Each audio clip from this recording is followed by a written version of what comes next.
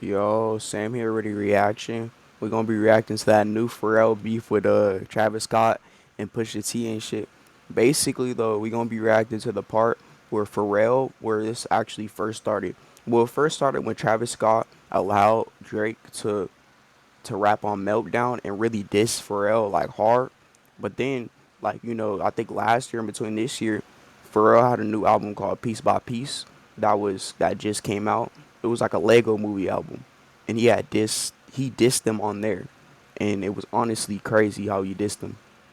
Really crazy. Because he broke it down. It was some stuff about his actual personal life. And we gonna get right into that video basically right here. I think this is a prime example of the devil's chickens coming back home to roost. You cried in front of me, you died in front of me. Okay, so in the words of Malcolm X, when JFK got shot, the chickens came home to roost. And if you're Travis Scott, it's perhaps the worst chicken you want to see come home to roost because Pusha T is just straight up demonic. Now, honestly, on first listen to this kind of seemed out of nowhere, and not just for me. But I don't think Pusha T is demonic. I think honestly Pusha T is just a real snapper.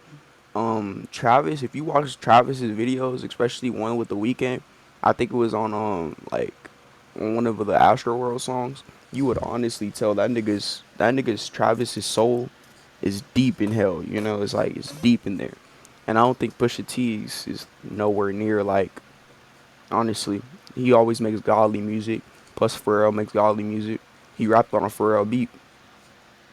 for everyone. As far as people were concerned, Pusha T and Travis Scott had no beef. And some people even thought that this was directed at Kanye. But just so there wouldn't be any misconstruction going around, Pusha T clarified why he dissed Travis Scott. He's shameless. It all came from actually being in Paris. And just in case you thought he was not being for real, he doubled down. To come and interrupt the Hey y'all, session, give me one to second. do I'm gonna be something right back. I'm gonna go get backhanded this and motherfucking blunt backbiting, lit.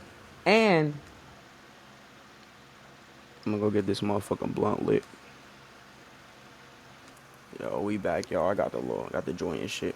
Yo, don't judge me right now. I already got the little Huey Freeman and shit going on, but I'm getting my hair done this week before orientation. But okay, let's go. Back in the video. not for nothing.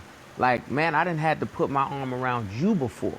But after listening to what Pusha T had to say and considering what his reasoning was, it all started to check out. In fact, if you were listening and paying attention, you would understand that this isn't anything new. And in fact, there's a way bigger, more popular song that this Travis Scott for this very same. Also, I did forget to tell you guys, this YouTuber that we are reacting to that got all this information, and he's not yet going into the Pharrell information. His name, by the way, is, give me a second, but I watch him all the time. Very good YouTuber. He always has the context evidence and everything. It's King Benny Garcia. That's the YouTuber. At King Benny Garcia. Go watch his videos. Go fuck with him. You know, I fuck with him.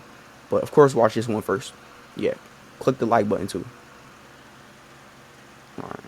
Let's back into that shit. Same reason, amassing over 50 million views on YouTube and more than 150 million streams on Spotify. Damn, and that's a the lot of crazy streams. thing is, it was released by Pharrell Williams. And contrary to what many people believed back when it came out, this The is album I was not talking about, aimed y'all. at Drake. Because when you take a deep dive into the lyrics, you start noticing that the song really is aimed at Travis Scott. And I believe I can prove it. I mean, the song literally begins with the lyric, "Hey, what are you hiding?" Which I know at the time didn't make any sense, but given what Pusha T has said about the Meltdown verse, and how Pusha T and Pharrell Williams feel as though Travis Scott was hiding the Drake feature from them when he played them the song, I personally believe that it isn't a stretch to say that this is Pharrell Williams I talking think he was directly hiding to Travis Scott. I honestly think he was hiding the shit too, because if he wasn't hiding it, or if he didn't have the verse yet, why wouldn't he just play the full song? You know, it's like, at the end of the day, why would you play that song and then release it with Drake on? That's hella disrespectful. Not only that, Drake is talking some mad disrespectful shit. So I see why any of these are not even towards Drake, because that nigga Drake got done bad. Drake got turned into a pack by Kendrick, you know? The pack that I'm smoking on is the Drake pack. You know, so now it's Travis's turn, it really looks like. In fact, that would also work with the following lines being, what you doing when you're gone? Nothing wrong with being private, make sure it ain't wrong. I'm waiting for Pharrell to say that he's okay with Travis Scott not speaking out. Like, not everybody handles issues that way, but when you're doing something wrong, it is kind of a bit messy, right? Because the thing isn't that he is friends with Drake, is that he platformed a Drake diss on Pharrell, which can be very confusing if you're Pharrell Williams. Imagine your student, a person that you've helped out and been friends with for years, not only posted up with the guy that hates you, but also co-signing him in doing so. It's not even like Travis Scott necessarily stabbed him in the back either, which low-key stings even more, because it's not that he shows Drake's side, it's that he didn't choose any side. Which is why the next bar of the song feels like Pharrell directly speaking to Travis once more, when he says, your life double-sided, two-faced like coins, which side do I get? Which side are you on? And of course, you could say that these are. Yo, he was really spitting on that nigga Travis. And mind you, this is before the Pusha T. This is before the Pusha T song. That's gonna be my next video. Cause we gonna react. we gonna react. we gonna react.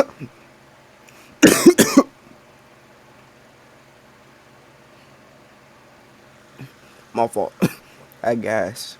But we gonna react to a next video of the Pusha T situation. Because honestly, I fuck with Pharrell.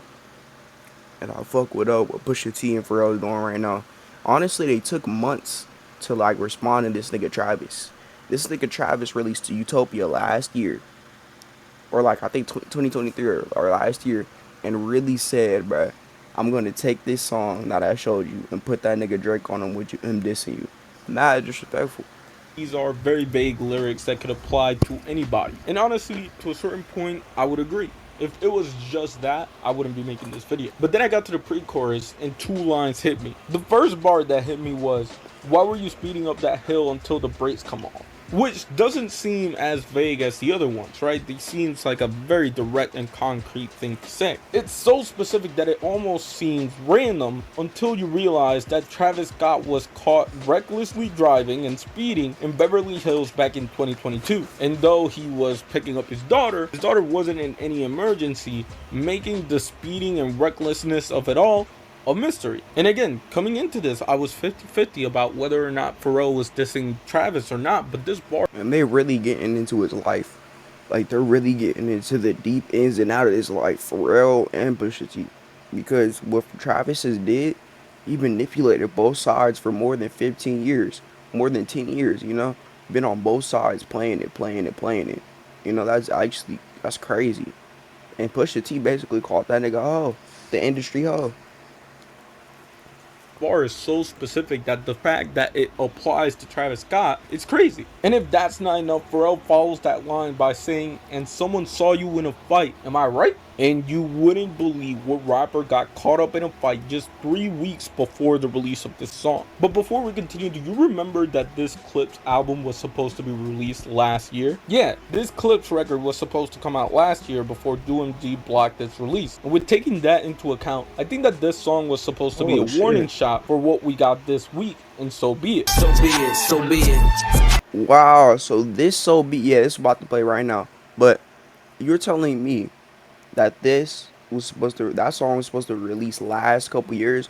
That's why this video is lucky perfect. Like, if you look at the whole video, everything, not a bit of it is like look like it's fucked up. It's like the video is good, everything's just cool about it, you know? Like, cause that shit was actually been working on. They had time to work on that.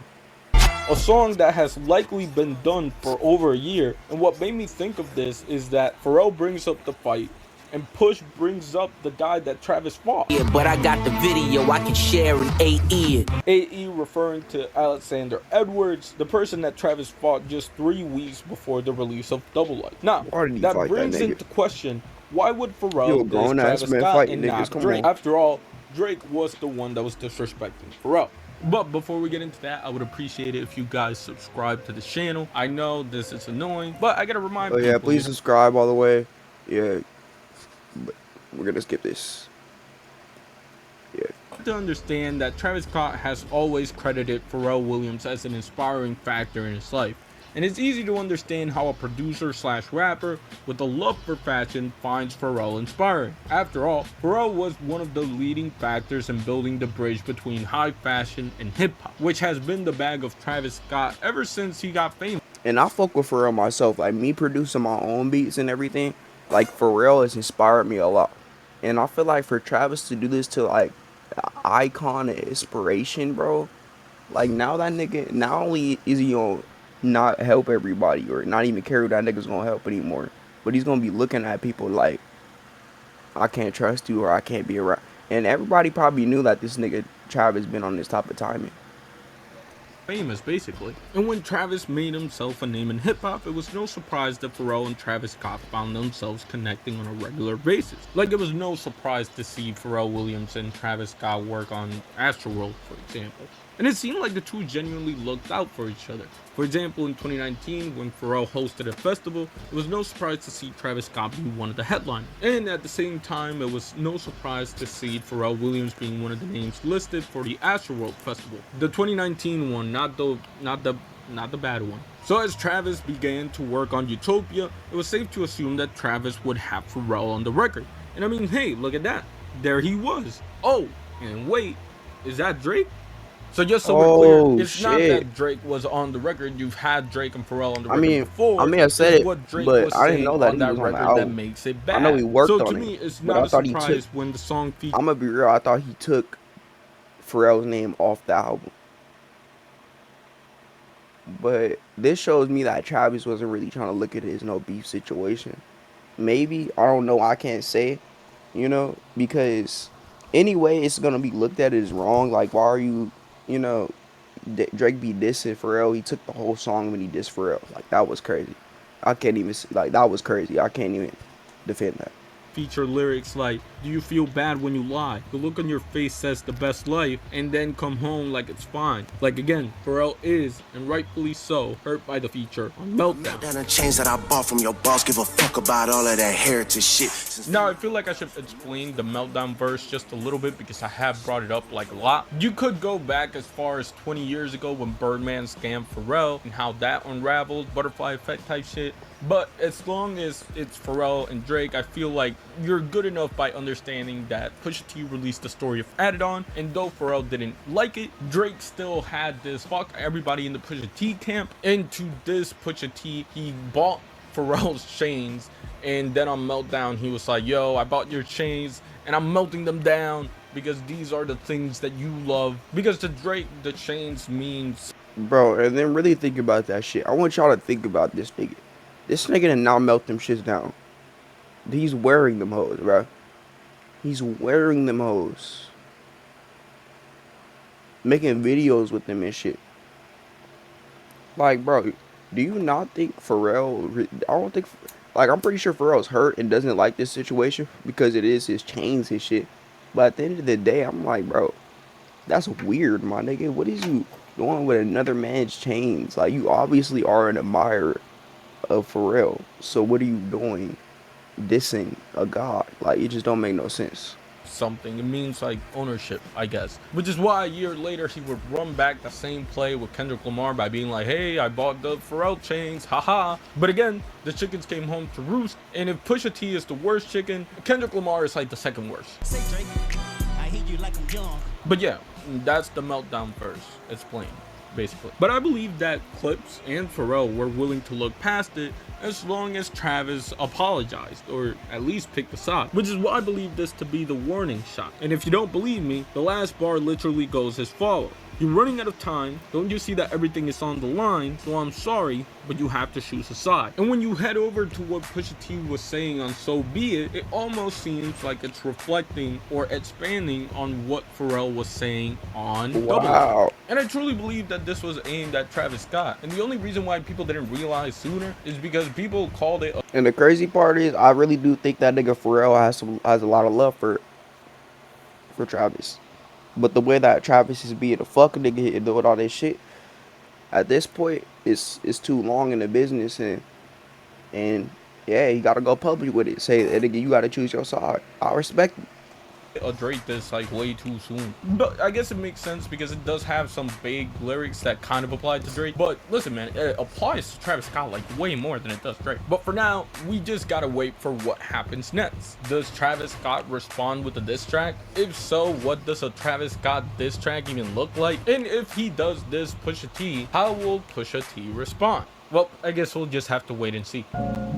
With full transparency, originally this video was not gonna be this, but then I realized I started piecing the puzzles together. I looked it up on Reddit and on Twitter and I saw nobody talking about this, and I just had But anyway, like, to get to the end of this and shit, bro, like, it's crazy how that nigga Pharrell and Travis are really beefing right now.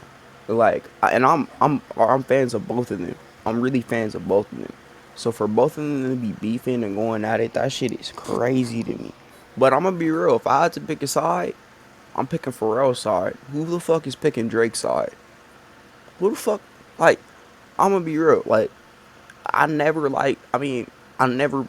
It's not that I never liked Drake, but ever since a kid, my nigga, like the first song that I'll never forget it. The first Pharrell song that I ever heard was Happy, and I love that whole. That was one of my favorite songs for a minute. You know, like the beat, the lyrics, everything. Like, and I during that time I was pretty happy. You know, so it was just like Drake couldn't replicate nothing like that for me at that time. And still till this day, I don't listen to Drake. I listen to more Pharrell than any type of. I don't listen to any Drake. You know, so like, I feel like this about it. Travis got to pick a side. He got to pick a side, and if he don't pick a side, shit, he gonna have to go with Aubrey. And honestly, who wanna go with that nigga Aubrey? That shit lame as hell. I ain't even gonna lie. That shit lame as hell. But we up out of here. Video is done. Yeah. I appreciate y'all for watching and shit. Let me know what type of videos you guys want. Sam here, back out for the video. We out this hoe. Peace.